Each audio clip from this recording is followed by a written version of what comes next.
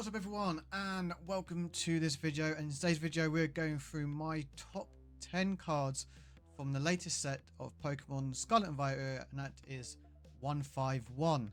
But before I get into that, I'd like to just catch up on all the giveaways that's been on this channel. There's 3 giveaway winners that are in the description below. Please check it out and you'll find all the details on how to claim that giveaway. 3 that are going are the Scarlet and Violet and Paldea Evolved Booster Packs, the Playmat from the Charizard UPC, and the latest, which is the poster collection from 151. And I'd also like to add that in my last video, the Gengar EX box video, in my latest video, which is the Gengar EX box, I mentioned the giveaway in it many times, but as an older video, I didn't quite do that video as well as I could. And there's a lot of confusion even now looking back at it myself. So I just want to clarify a few things. What I mentioned as a giveaway in the video does not exist, and I do apologize for that. However, to make it up to you guys for that, I'm doing another giveaway, and that's simple. Here I have a PSA 10 Japanese Umbreon Vmax from Eevee Heroes that will be going to 1 lucky subscriber. And I say lucky subscriber because in order to win that, obviously you've got to be subscribed to the channel. You could like both this video and the Gengar EX box video, and also put a comment down below in either this video, or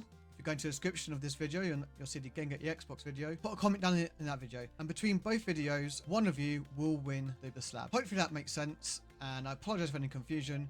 Without further ado, let's get into this. As you can see from my amazing PowerPoint skills, don't worry, it gets even worse. I mean better. I'm doing my 151 top 10. The reason why I said mine is because if you look at the top 10 cards, most of it's done on price, and well, they're pretty much all the same, because although prices are arguably crashing but moving, the top cards are staying within that. Part of my top 10 is based on price, but it's not solely based on that. But based on artwork, it's based on a bit of playability, based on my own bias, and I'm going to say it out loud right now. But I wanted to try something different. It's the first time doing a video like this, and I want to be doing more like this. In addition to the openings, don't worry, they're still happening, and some investment things going forward. But I will add, none of this is investment advice. This is all just for entertainment purposes, and it's just my opinion. So let's get straight into the top 10. So first up here, we have the honorable mentions that don't quite make it in top 10, but I still wanted to bring to your attention. So first of all, we have the Cosmo Energies, and they're called Cosmo because in the WotC era, the Hollows had this hollow pattern, which is like the Cosmos with all the swirls. So it's kind of a homage to that, being the 151. They're not worth any real value, and I doubt they'll gain much value in the future because they're quite common, but definitely honorable mention and part of like the gimmick of this set. Next up, we've got the Arbok EX, and the reason why I've put this on here is because it's actually the first Arbok EX card around. I put the full art on here, but both the normal EX or this can be worth it. Money-wise, it's almost irrelevant. I doubt this will ever be an expensive card going forward, but definitely worth mentioning just because it's the first EX Arbok you can find. Next up as an honorable mention is one of the gold cards, which is the Switch. Yes, the price has been plummeting pretty much straight away, so this isn't necessarily about the price, but Switch is a playable card. I know there's other cards which do the same effect, you could argue better, but this is going to stay in rotation for a while. It's a gold card, so you can use it as a way of like blinging up your deck, and the fact that it is dropping in price means that it's an easy one to pick up, so you can put a playset in your deck. So in my mind, that is actually worth mentioning, and I plan on picking up a few of these myself. Now we go straight into 10th place, and I told you this is my top 10 because Gengar's my favorite Pokemon, so naturally I had to put him in 10th. Is it a great card? I mean, might have some playability in the TCG game. I doubt it. There's just better out there, but I had to put him on there. Gengar's going on this regardless, and if you know anything about my channel, then you know I love Gengar, and if you didn't, well, you do now. I move swiftly on to 9th place, which is probably the first proper card on this, and that is the art rare of Pikachu. Pikachu is the poster child of Pokemon, and it will probably forever be, no matter what your favorite Pokemon is. The price actually, as much as it dropped straight away, like everything else in terms of like the hype before the set came out, and obviously the set coming out, it's kind of flatlining a little bit, but the artwork is just so amazing. And with a lot of the artwork, secret art rares, the pictures don't do it justice. Obviously with the texture and the shine and the hollow on it is amazing when you actually have the card in person. But the amount of Pokemon that are actually in this card, and it's got even Gengar down the front, which when I first looked at this when it got spoiled, I completely missed. So I like it even more. I might have already pulled this card. You'll have to watch the 151 opening for that, which I did about a week ago now. But yeah, this card is amazing, and if you want to put a comment down below how many Pokemon you actually think are in this card, because it'd be interesting to see what people think, how many you think there is, and it'll be interesting to know what Pokemon gets missed out the most. And I reckon over time this card will actually spike quite nicely over time. 8th place, we have the starter Pokemon.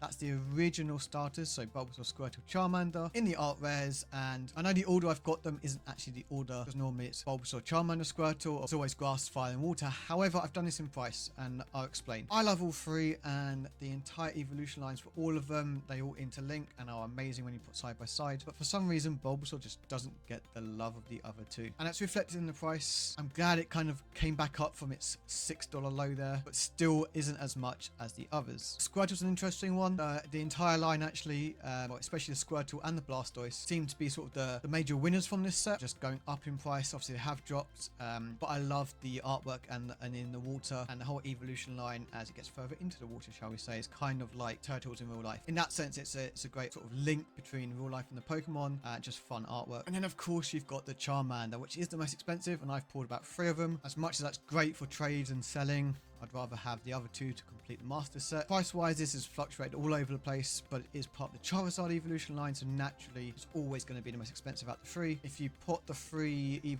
the evolution line together, actually makes a really cool bit of artwork, going up the canyon to the point of Charizard flying. These 3 are amazing. Like I said, they are 151. They are the starter Pokemon, so highly recommend picking these up if you can, and definitely deserving of their 8th place. Speaking of the evolution lines, in 7th place we have the Venusaur EX and the Blastoise EX. Yes, there is one final evolution that is missing, but I'm sure you've probably guessed by now that might be slightly higher up. So again, Venusaur, being the Bulbasaur line, is the cheapest out of all of them. It's kind of flatlining at the moment, and the Blastoise EX has kind of the big winner, I would say, out of these. Now, it's not expensive as a Charizard, but in terms of normally, Blastoise doesn't get much love as well, but the price between these 2 isn't actually as much, which is why I've put them both on this. And the cool thing about all these evolutions is that in English, for the first time ever, I believe, we have the God Packs or Demigod Packs. So it's not a true God Pack with everything in it, but you do get an entire evolution line in that pack. So you'd get, for example, Bulbasaur, Ivysaur and Venusaur. So yeah, I think it's a really cool idea, and I'm glad they've put it in this set. Basically, it's just an amazing set. Well, speaking of the poster child of Pokemon, the poster child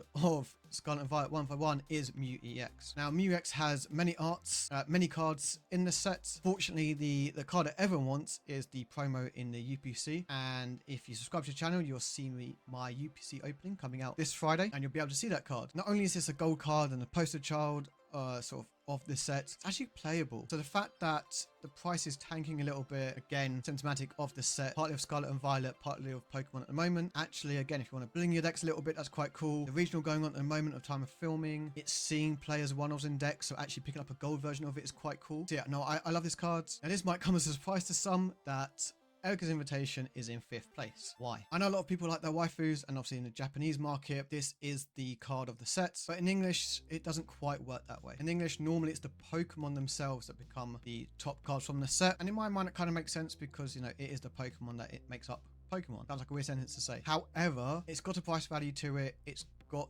collectors to it, being the waifu of the sets. It's also amazing artwork, and for those of you who've been around the card game for a while, you'll notice she's got the perfume, and that is a card from a previous set. I can't remember which one, top of my head now. As you can see, I'm well prepared for this video. So actually, that's quite a nice little homage that they've not just made a random card.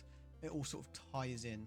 So the artwork is pretty cool. The price of it is plummeting, and I hope it goes down quite a lot. It's not like Iono, which is a playable card, and which is why it's kept its price tag from Paldea Evolve. To me, this can't go any higher than 5th place.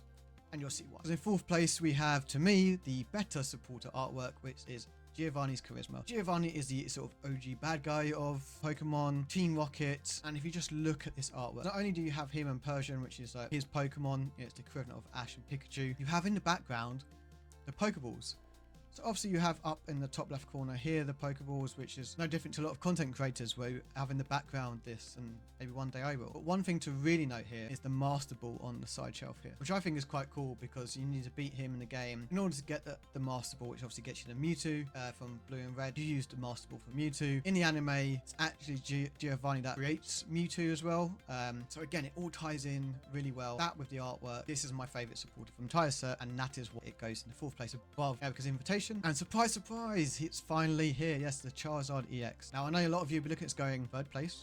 really. I like Charizard, but I'm not a massive fan of Charizard as much as other people are. We've also had a Charizard set, basically in Obsidian Flames. Because it's Charizard EX, it shares a name with the other Charizard EX, so you can't have 8 Charizard EX, it has to be 4 regardless of what combination, because they all share the same name. This, to me, is more of a collector's piece, so, and I think that's kind of reflected in the value of the card. Like all the others, it plummeted straight away, spiked a little bit, come back down. It might plateau for a little while, it might keep going down.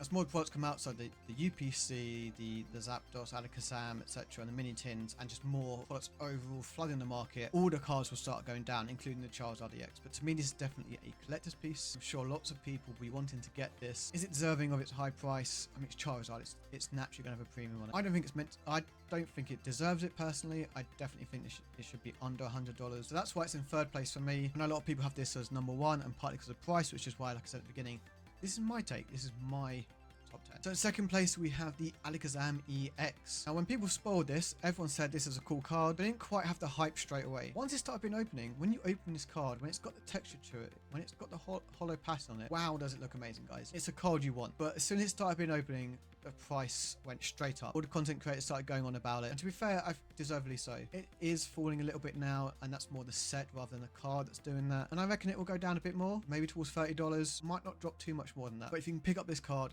highly recommend it. Yeah, this card artwork, there's so much going on with it, and it's just so Alakazam. When you think of Alakazam, especially from the original 151 and the anime and the spoons and the battle that happened, then yeah, again, the nostalgia in this is absolutely amazing. So what can beat Alakazam EX to first place? Well, my chase card for this entire set is the Zapdos EX. Why? It's a legendary bird. It was actually one of the hardest out of the 3 to catch, and I don't know why, if that was just me or if anyone else when they played the original game it happened, but just look at the artwork. It has all 3 legendary birds in it. You can almost argue it's unfair. It's a Zapdos card, it has all 3, whereas the other 2 just get normal hollows. Who knows? But again, kind of like with the Alakazam EX and the Charizard and Venusaur, Blastoise, etc. With the texture in this and the hollow, when you have it in front of you, just an amazing bit of artwork. Again, it's because it wasn't a popular card coming out, it has dropped in price. Kind of want it to drop a bit more, but I have a feeling this is going to be people's chase for the set along with mine as we go further into this. So I don't see this card dropping too much more in price. Kind of want it to, but I doubt it. But yes, guys, this is my first place. This is my chase for the set. If I open it in a video, be careful because I will scream.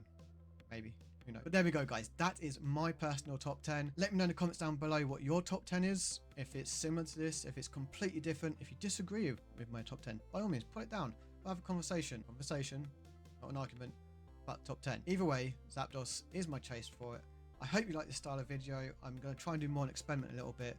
So let me know what you want to see, especially on the investing piece and card prices, top 10 lists, and so on and so forth, because I want to do more. I want to provide more to you guys, but I want to make sure it's valuable to you guys. So let me know down in the comments below. Don't forget about the giveaway that I mentioned earlier.